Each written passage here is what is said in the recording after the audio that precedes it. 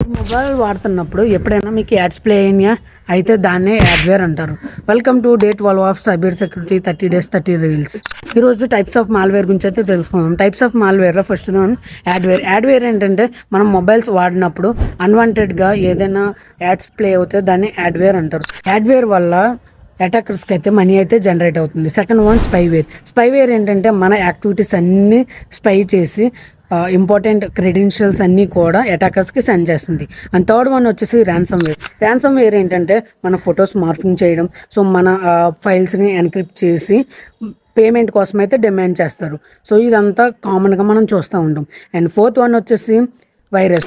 So virus ఏంటంటే మనం corona virus చూసాం కదా, అట్లాగే బట్ ఇక్కడ ఏంటంటే మన వైరస్ ఏంటంటే మనకు స్ప్రెడ్ అవుతూ ఉంటుంది ఒక సిస్టమ్ నుంచి ఇంకొక సిస్టమ్. బట్ ఇక్కడ ఏంటంటే మనకు హోస్ట్ ఫైల్ అనేది మనకి నీడెడ్ అనమాట.